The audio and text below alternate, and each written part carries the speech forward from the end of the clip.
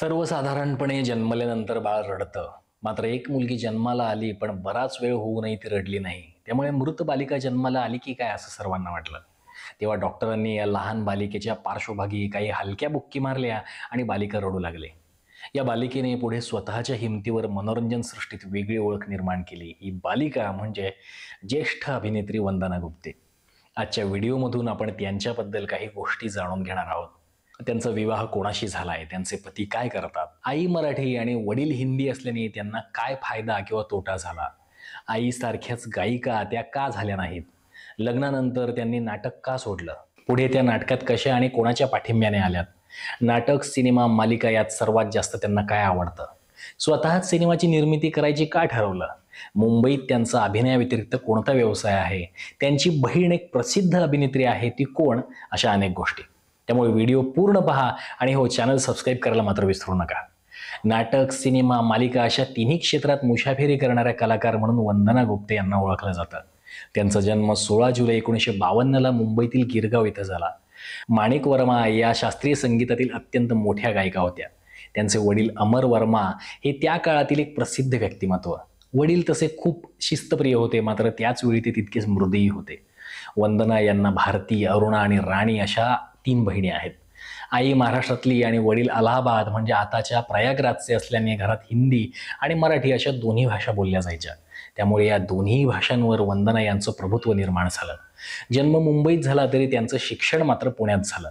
चांगलं बालपण जावं आणि उत्तम संस्कार व्हावेत यासाठी आईवडिलांनी त्यांना आजोळी पुण्यात ठेवलं.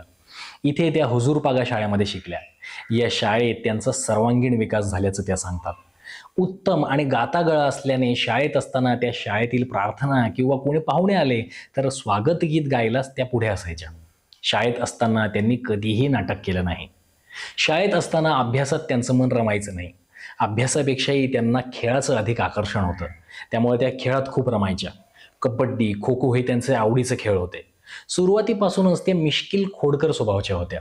आयुष्यात पुढे काहीही करा, मात्र किमान ग्रॅज्युएट तरी व्हा असं सांगत चांगल्या शिक्षणावर त्यांच्या पालकांनी जोर दिला होता. हे लक्षात ठेवून पुढे त्या पुण्यातून मुंबईला आल्या. इथल्या रुईया कॉलेजमधून त्यांनी पदवी घेतली. त्यावेळी त्यांनी पहिल्या वर्षाला असताना पहिल्यांदा चेहऱ्याला रंग लावला. ते पहिलंच नाटक होतं पद्मश्री धुंडीराज. दी गोवा हिंदू असोसिएशननं या नाटकाची निर्मिती केली होती. पहिल्याच नाटकाच्या वेळी त्या खूपच एक्साईट झाल्या होत्या. त्यामुळे त्यांनी हळूच पडदा बाजूला करून पाहिलं. संपूर्ण थिएटर तुडुंब भरलेलं होतं. आपण काम करत असताना एवढी माणसं आपल्याला पाहतील याचा त्यांना भारी आनंद वाटत होता.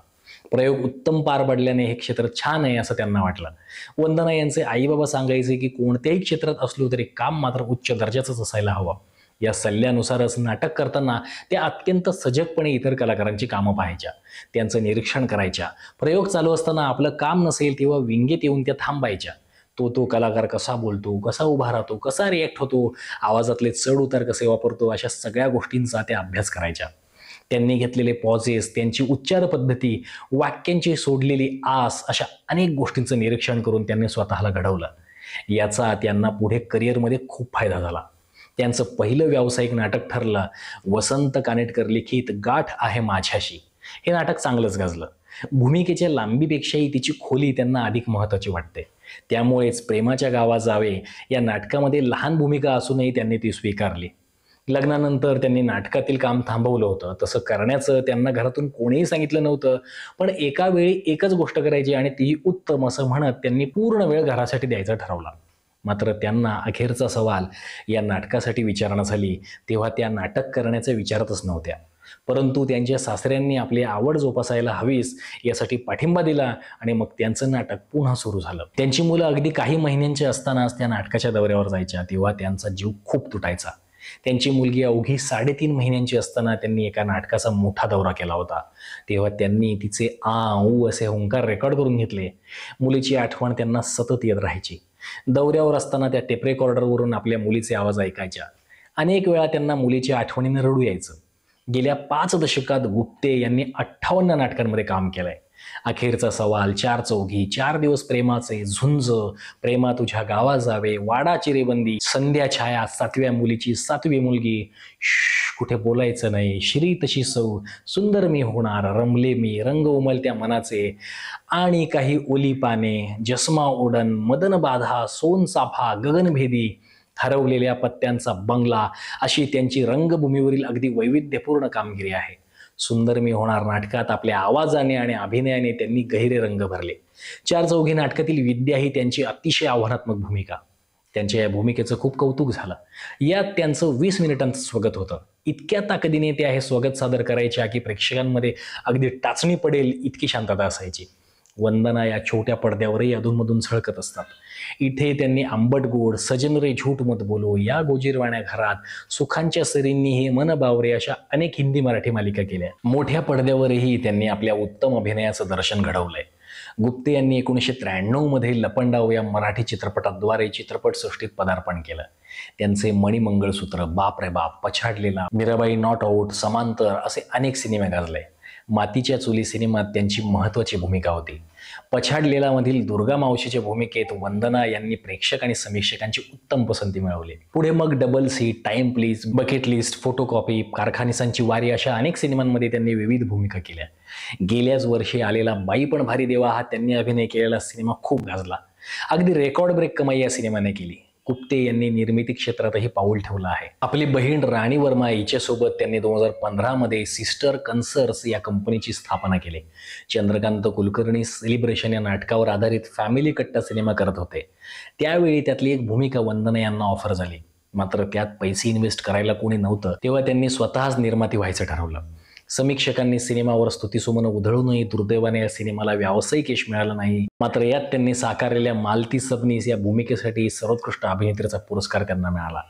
मुंबईतील मड या भागामध्ये वंदना यांनी आपली बहीण राणी आणि मुलीच्या भागीदारीमधून मँगो विला नावाचा शूटिंगसाठीचा बंगला बांधलाय. इथं अनेक हिंदी मराठी प्रोजेक्टचं शूटिंग चालू असतं. आईकडून कष्ट करायचा गुण वंदना यांनी घेतला. गायिका असल्याने त्या संगीताची अगदी मनापासून साधना करायच्या. त्यामुळे नाटकात काम करतानाही हाच मंत्र त्यांनी गिरवला.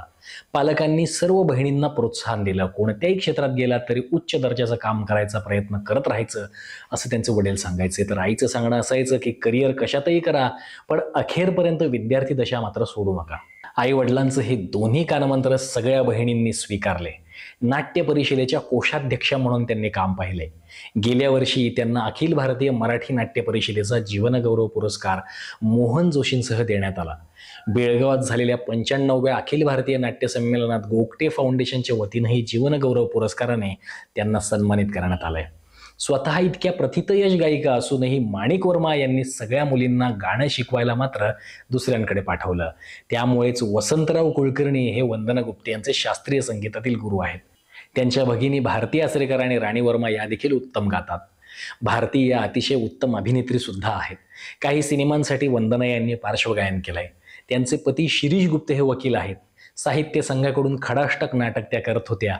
तिथे शिरीष यांनी त्यांना नाटकात पाहिलं आणि ते वंदना यांच्या प्रेमात पडले आणि त्यांनी वंदना यांना प्रपोज केला. पुढे मग घरच्यांशी बोलून त्यांनी प्रेमविवाह केला.